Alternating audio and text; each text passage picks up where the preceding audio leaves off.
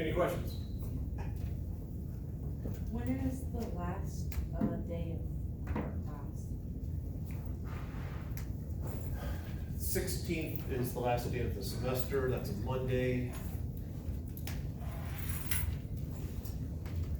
Wrong button.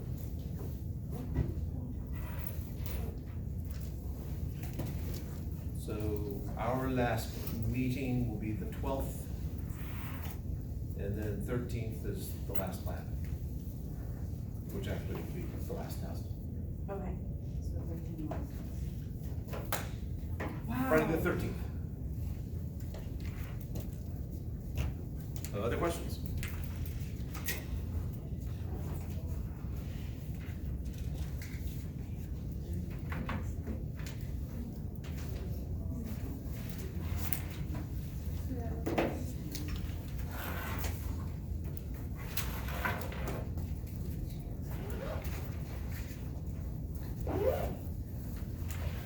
Seems like the last thing that we did was the wave.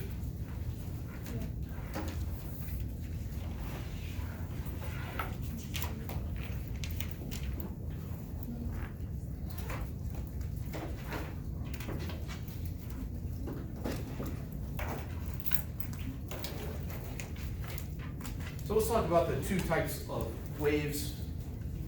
And it all depends upon how the wave propagates. So the one that we did in class where we had basically the fan wave or the stadium wave, the wave moved in one direction, but the particles, the medium, you in that particular case, moved up and down. So your movement was perpendicular to the motion of the wave itself. That is a transverse wave.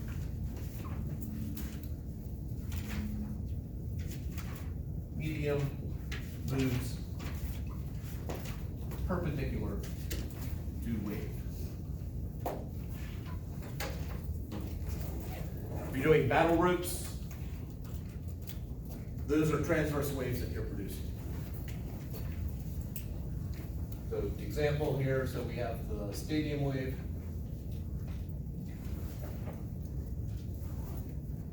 Battle ropes.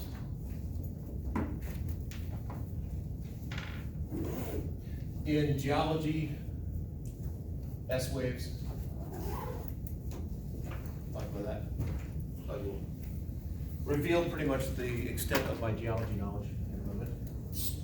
Longitudinal waves, the waves move parallel or anti-parallel to the wave itself.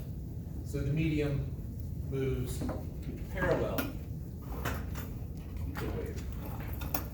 And the example there, I take the coil, leave myself a little bit right there. I take the coil and then I release the coil. See if that stands out better. And you should see something sort of pulse down to the bottom and back. The coils themselves didn't move all the way down. It was just this compression of coils that moved all the way down, and then that compression of coils moved back. So,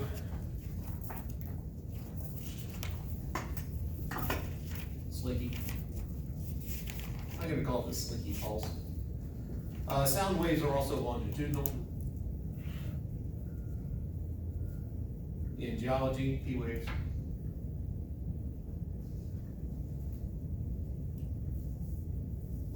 Questions up to here?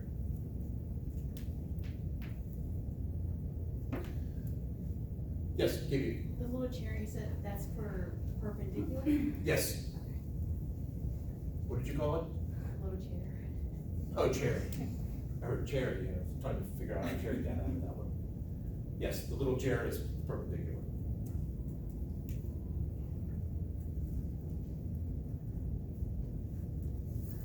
All right, so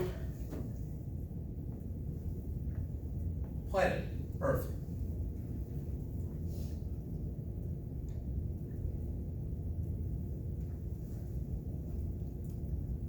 I haven't done this with this one yet, right? Okay.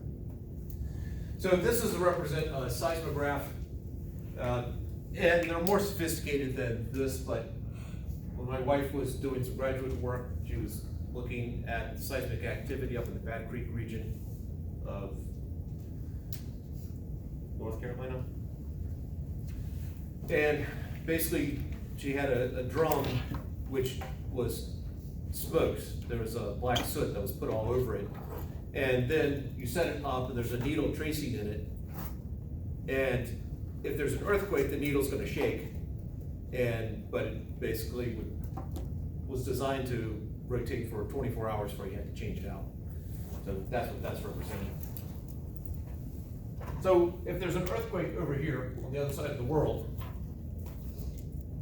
waves obviously are going to be sent towards it. Now both waves will actually be sent, because as the ground moves, you get this shear wave where this one part of the earth will move down, which moves the next part down, and then it'll snap back, and the next part goes down and comes back.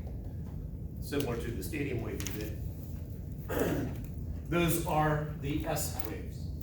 S stands for shear or secondary. Shear, because when you're dealing with shear,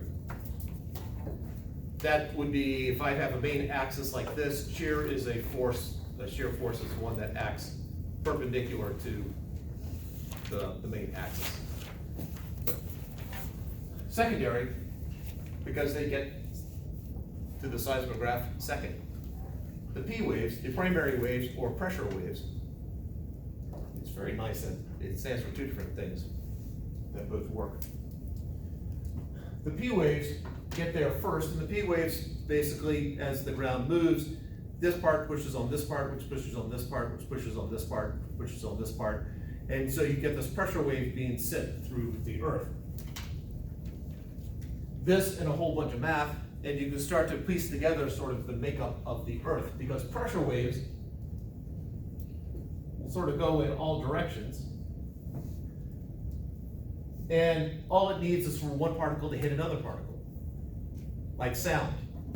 My vocal cord is vibrating back and forth. When the vocal cord pushes one way, I get this area of higher pressure. My vocal cord snaps back, I get a lower pressure. So as we speak, we get these combinations of high pressure, lower pressure. We have particles from my throat hitting other particles, which hit other particles, which hit other particles. The speed at which the particles coming out of my mouth to you takes much longer than the sound does. Because all that needs to hit your eardrum is air that's getting pushed with a higher pressure. I always think of it like a Morse code, that your eardrum gets hit with some combination of high and low pressures, which we then translate into particular sounds or words. So pressure waves, the longitudinal waves, can travel through gas, that's demonstrated right now, solids, liquids, plasma. So these travel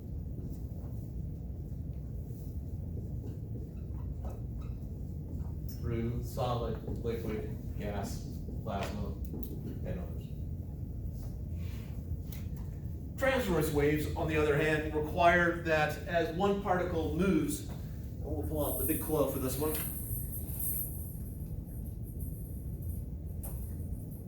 Oh, there we go.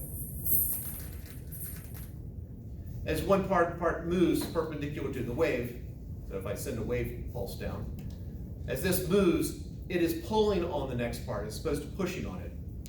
In the transverse wave, its ability to move depends upon the ability for one part of the medium to pull on the next part of the medium, which then will pull on the next part of the medium, and so on as the wave travels. In the case of our stadium wave, it was more of a reaction time than an actual pulling. But gases are horrible about that. If I did that, I suspect that none of you will feel that, because the gas particles that I move are not pulling on other gas particles, which are not pulling on others, and so on.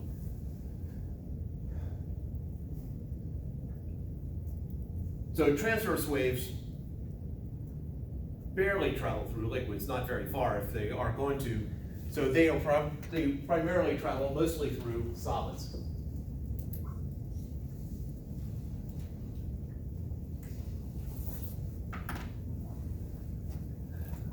So in terms of the earthquake, since secondary waves get to us second, the question is, are they traveling slower or are they traveling longer?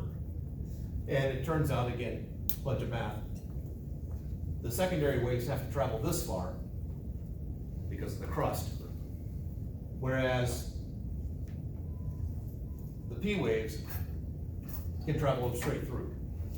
So the primary waves get there first, the secondary waves get there second, and eventually you start to piece together that there's a crust and some sort of middle here that we now know as plasma.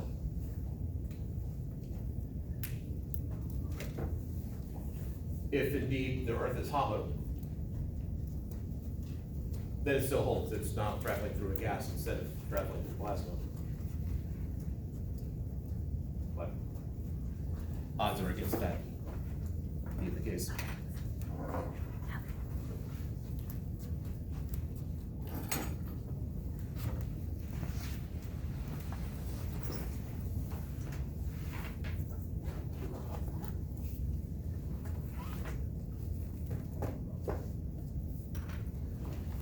Questions up to here?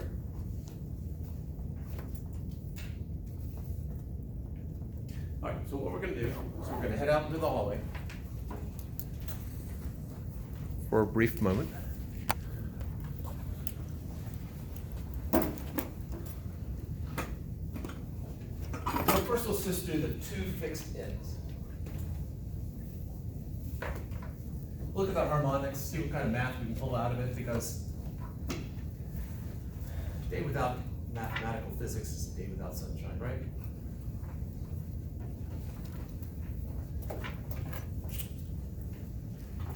All right, so two fixed ends. A fixed end is a node.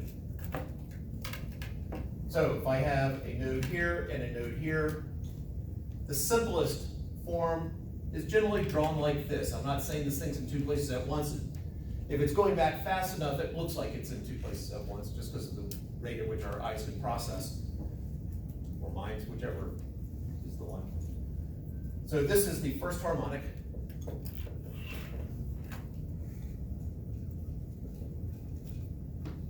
The second harmonic, in two fixed ends. We're going to add a node every time, or add an antinode, either way. So this would be the second harmonic. Ideally, these would be the same size. I just have drawing issues.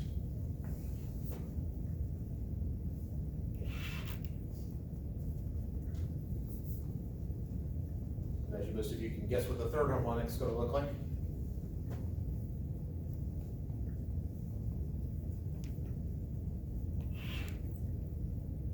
Hopefully better than that.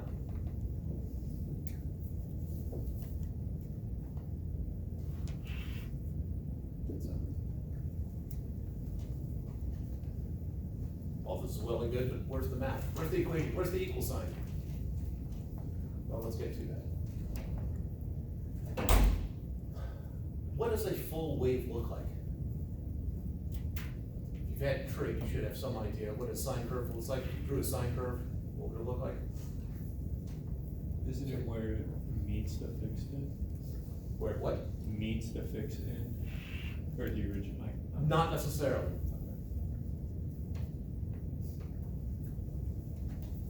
All right, in the general language, if I am taking, I got the coil out there, and I start my hand in the middle, I go all the way out, all the way to the left, and then back to the beginning. The wave is going to go all the way to this side, and then all the way to that side, and back to the beginning. Whereas if I did it horizontally, the wave would look something like that. That is basically how far the wave travels and how long it takes my hand to go back, forth, and then back to where it was. If this were a harmonic, we would draw it like that. This is one wave.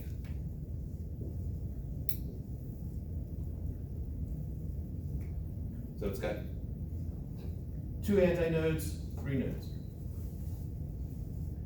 So the first harmonic is how many waves? I think somebody just said it. Yes, it's a half a wave. So if this length from here to here is L, L equals a half of a wave. How many waves is this?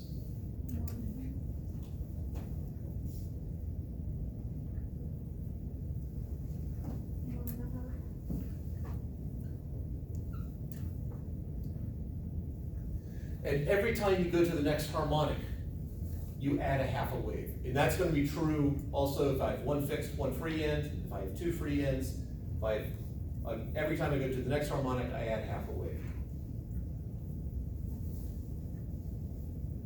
So the fourth harmonic would be how many waves? Fifth harmonic? Yep.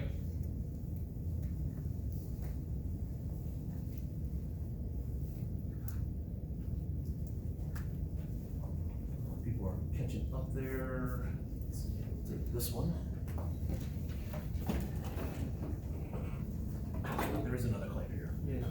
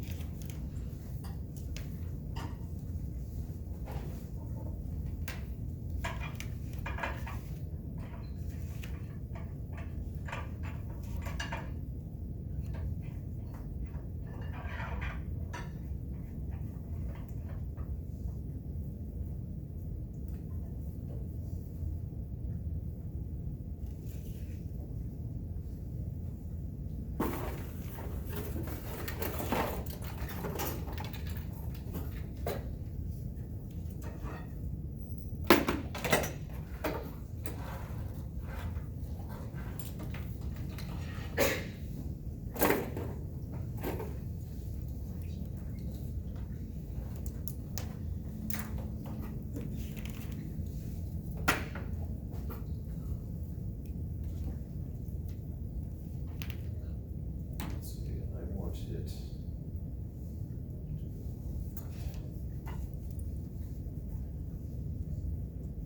Oh, that's really loose, but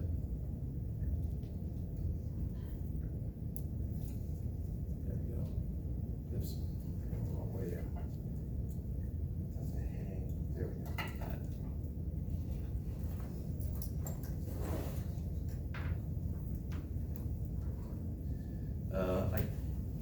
Ideally, that is level. Is that relatively level?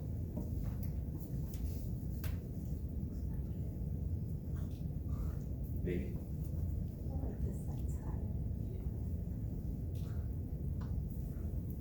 All right.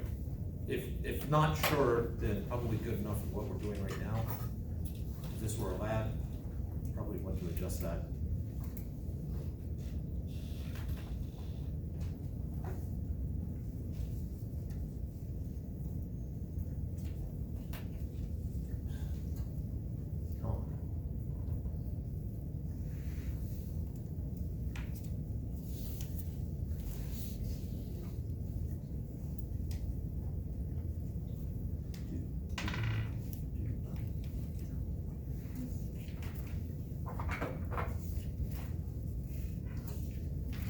I just need to make sure, the couple things I need to make sure when I'm doing this. In our nice ideal world, this is level, but you said this one's a little bit higher. I mean, I don't know. The string, the line of the string should be in line with this flappy part. This mass should not be touching anything other than the string.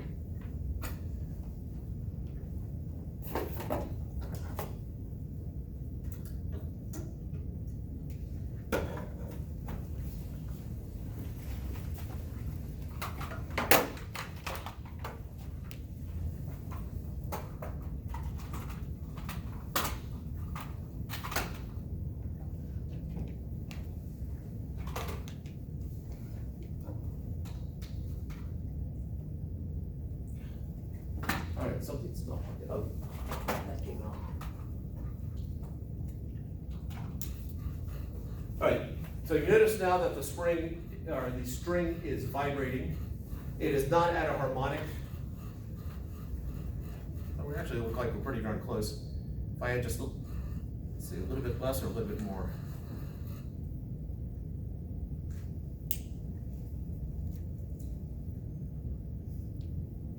There we go. That's the third harmonic. If I apply more tension, we had a second harmonic there. There we go, second harmonic. If I apply even more tension, hopefully this thing doesn't come flying off. There we go, first harmonic. Sometimes you just have to power through that. When I was recording this lab, the vibrating string lab, that was the lab that I had to cut the most profanity out of, just because. Well, there's this double-edged sword. If I do a very long string, then getting the higher harmonics is easier. But if I have a much longer string, then the amount of force I need on the end increases dramatically. And I had 3 meters long string. I forgot how many kilograms I had hanging off the end of here, but basically the pulley fell off, things kept falling, and then to kick it all off, this is vibrating to 60 hertz. The camera films at some multiple of 60 hertz, and so it looked like the string wasn't moving at all.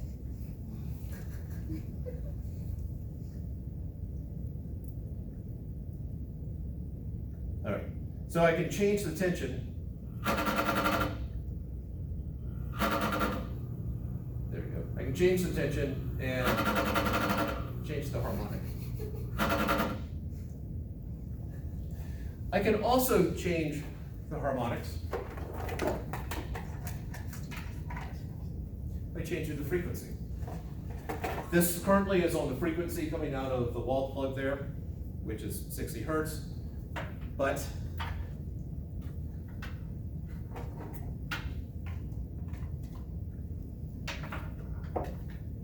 I have a sine wave generator, which can change the frequency.